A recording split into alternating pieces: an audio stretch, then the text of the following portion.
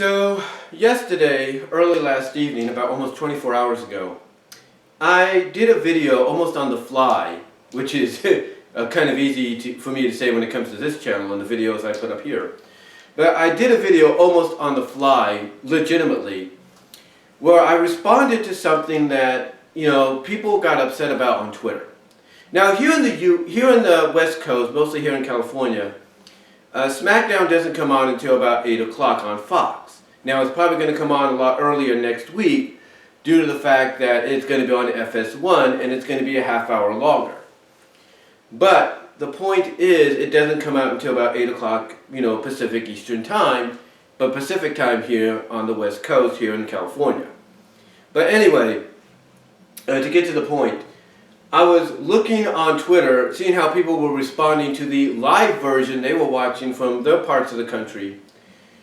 And the first match in the Queen's Crown Tournament, which was announced for this year, which is basically the WWE's equivalent of the Queen of the Ring, or basically it's the equivalent of King of the Ring, which is basically Queen of the Ring.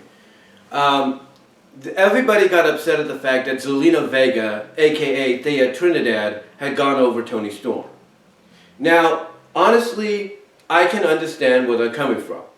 Here you have Zelina Vega, who's been jobbing since she resigned her contract to stay with WWE, and yet now all of a sudden she's going over a talent like Toni Storm, who a lot of fans, hold in high regard as one of the best women's wrestlers in the world.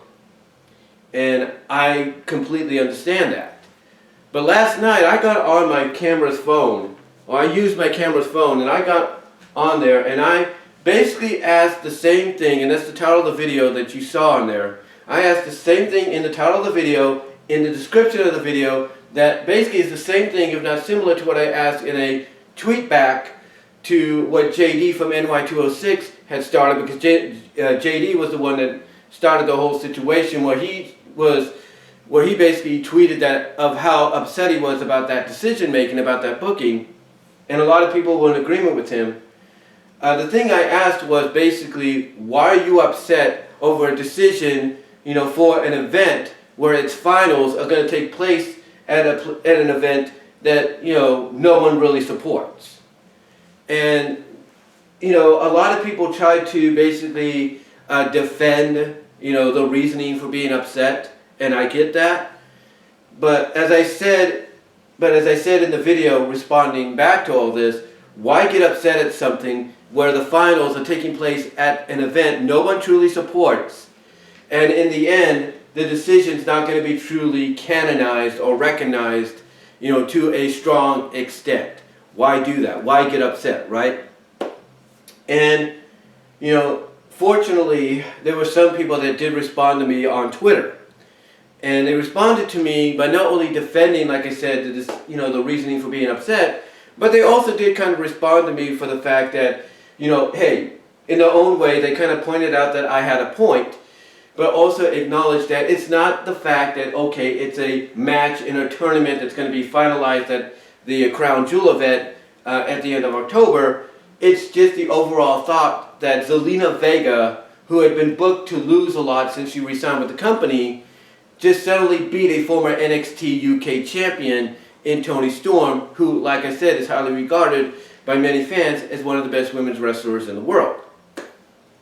So when a few people responded back to me in that manner, I thought about it for a bit, and that's why I'm doing this video, because I want to come out and make it perfectly clear that I get where a lot of people are coming from. I mean, like I said in the video I did last night, or early last evening, I basically said that I understood that if it was any other scenario, involved this matchup between Toni Storm and Zelina Vega taking place, if it was any other kind of scenario, then yeah, I totally agree that Zelina Vega, Thea Trinidad, shouldn't be going over someone like Toni Storm, because Toni Storm is practically the newer talent, and it should be Zelina Vega putting her over.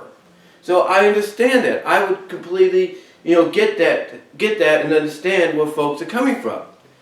But when I looked at the decision that was made for Zelina to go over Toni, a few things started to pop in my head, and the more these things started to pop in my head, the more I realized that, again, I understand, where people are coming from, especially if you exclude the whole, this is part of a tournament where the finals are going to take place at Crown Jewel, which is an event that no one truly is very supportive of, if at all.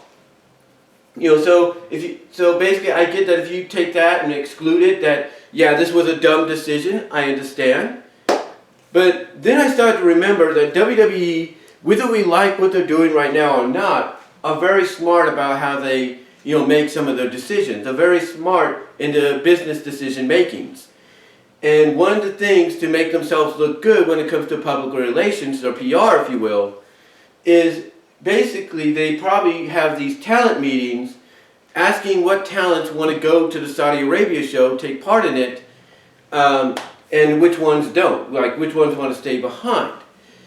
And you can't tell me that when they talked to some of the people they were considering for the tournament, that some of them said, no, we don't want to go over to Saudi Arabia because we don't believe in it, or we don't feel like, it's the right thing to do right now.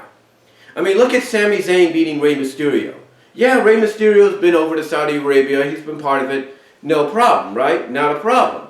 But sometimes, somebody could change their minds, especially based off what they see on the news, what they've heard about what's been going on, and maybe that changes their minds, and they're like, you know what, I don't want to be part of this anymore because I don't know what's going to happen over there right now, especially with what I'm hearing on the news.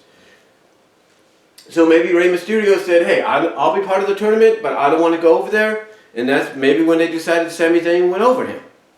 I'm just saying.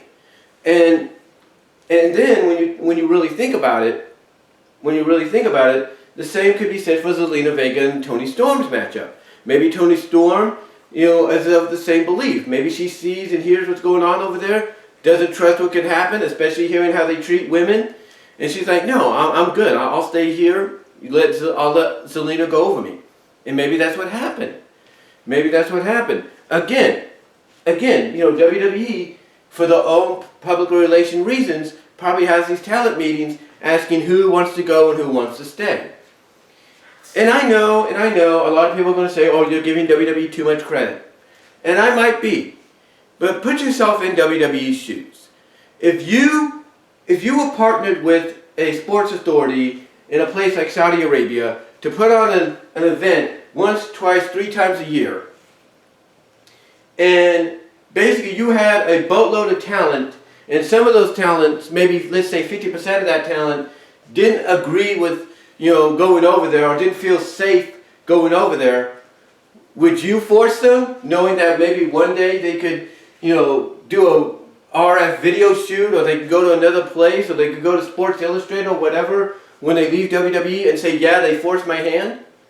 Do you think WWE wants that splashed on their image, basically ruining their public image? No, they don't. So WWE, whether we give them too much credit or we don't, did make the smart business move when they first started this partnership with the Saudi Arabia Sports Authority to basically ask what men and women wanted to go over and which ones didn't want it, and which ones, I should say, wanted to stay.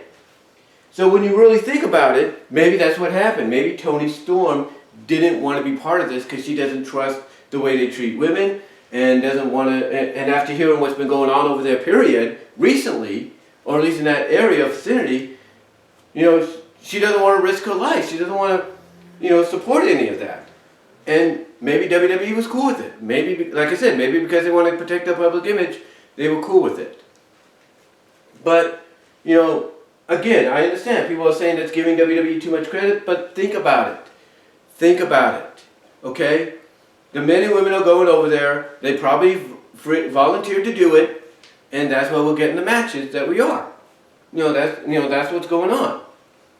I mean, Big E, Drew McIntyre, they're going over there. Roman, Brock, they're going over there. They don't have to do that.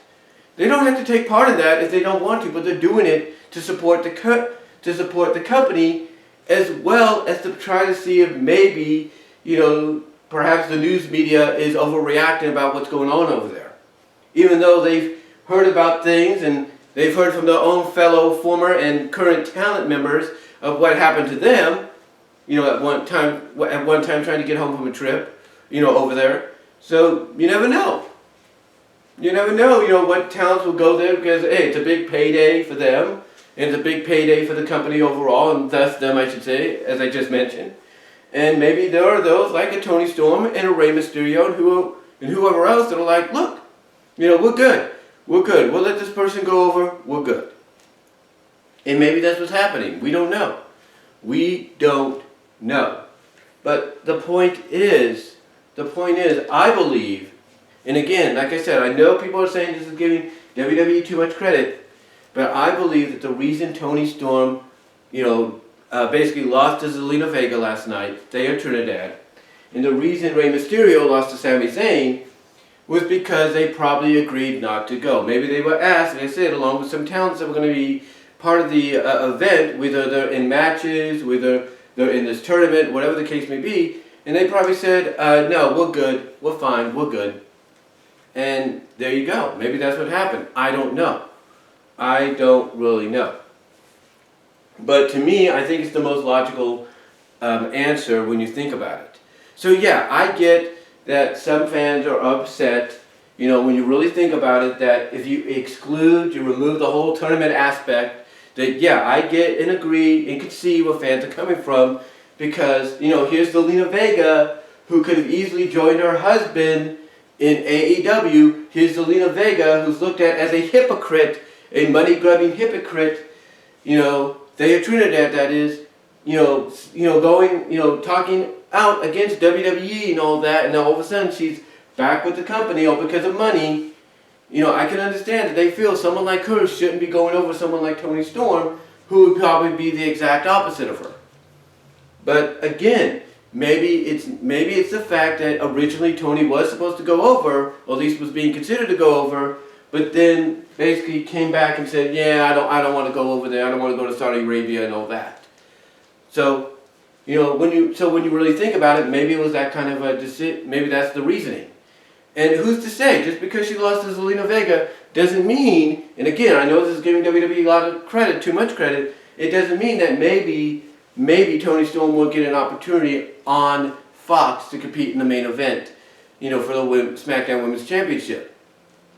So we'll see what they do. We'll see what happens. Because like I said in the video yesterday, if Toni Storm keeps losing, even after the 2021 brand, draft comes into officiating, becomes official, I should say, at the end of the month after Crown Jewel.